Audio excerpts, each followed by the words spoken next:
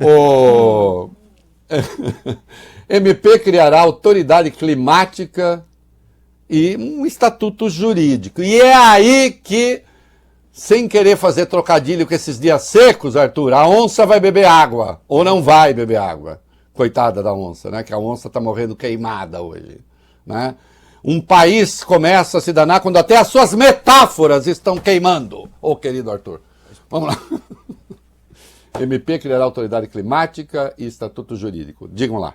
O presidente Lula afirmou nesta quarta que irá enviar ao Congresso uma medida provisória que cria a autoridade climática e o estatuto jurídico da emergência climática, um pedido antigo da ministra do Meio Ambiente, Marina Silva. A declaração foi dada durante a entrevista à Rádio Norte FM de Manaus. Lula lembrou que esses eventos extremos serão cada vez mais comuns.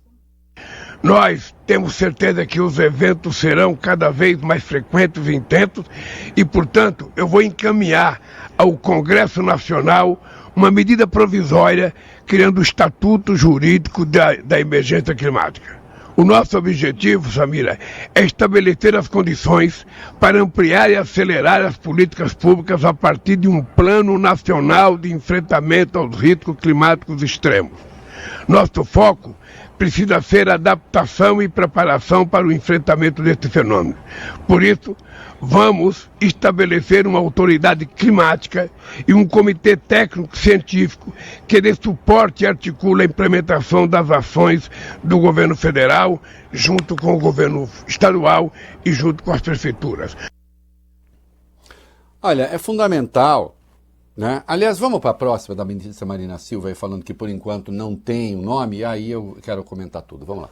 Vamos lá, Reinaldo. Segundo ela, né, a ministra Marina Silva, ainda não há um nome definido para gerir a autoridade climática, a figura que será criada para conduzir as políticas relacionadas ao clima extremo. De acordo com a Marina, o governo está debatendo internamente a criação da instituição. A ideia é que a autoridade climática seja capaz de atravessar alternâncias de poder, preservando as políticas de enfrentamento das mudanças no clima. Olha, queridos, isso de criar uma autoridade climática era uma proposta que estava já na campanha do Lula, depois acabaram desistindo, porque chegaram a temer que houvesse ali um duplo comando, né? Uma autoridade climática, o Ministério do Meio Ambiente, mas a própria Marina era favorável à criação dessa autoridade. Por que é que criar a autoridade climática é importante? Por quê? Em razão, presta atenção da palavrinha, da transversalidade. Isto é, você precisa ter um ministério, ou essa autoridade, que fale com todas as áreas do governo, né? Para que a gente saiba, cada ação do governo, não é que esse ministério vai ter, ele vai se sobrepor, esse ente aos ministérios, mas é preciso que diante de cada proposta que se considera importante para o desenvolvimento do país, porque obviamente o país não pode parar, nós não podemos falar assim, a partir de agora nós não vamos mais emitir nada, o Brasil para e está tudo certo. Não, porque nós precisamos dar emprego, comida, precisamos cuidar dos brasileiros. Mas, cada medida, obviamente, há que se dialogar com essa autoridade climática, né? Cada questão. Então é importante ter. E ao criar esse estatuto jurídico, certamente haverá muita dificuldade. E haverá muita dificuldade no Congresso Nacional. Eu insisto num aspecto em que eu toquei ontem aqui, abordei hoje de novo no meu programa no UOL, né? No Olha Aqui. Nós temos o Congresso mais reacionário da história.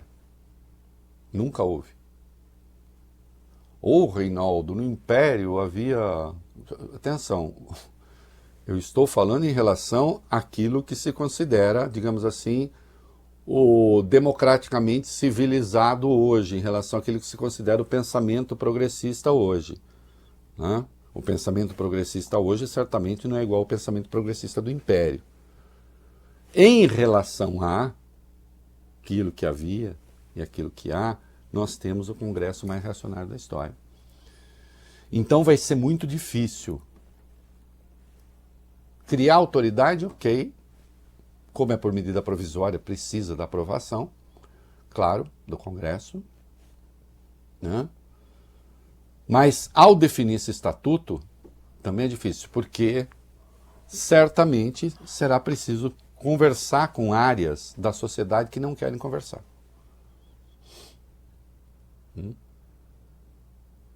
Eu já disse, há um pacote, nós vamos fazer esse levantamento ainda, há um pacote de medidas no Congresso Nacional que aumentam o desmatamento, em vez de diminuir. Que agridem o meio ambiente, por exemplo, permitindo a expansão irresponsável do garimpo, em vez de preservar. Que leva a devastação para áreas que estão relativamente preservadas. Então, em vez de fazer aposta na preservação, faz aposta no contrário. Eu me lembro que a coisa de 15, 20 anos, quando você falava, olha, o Pantanal pode acabar, as pessoas falavam, deixa de ser doido e tal. Né?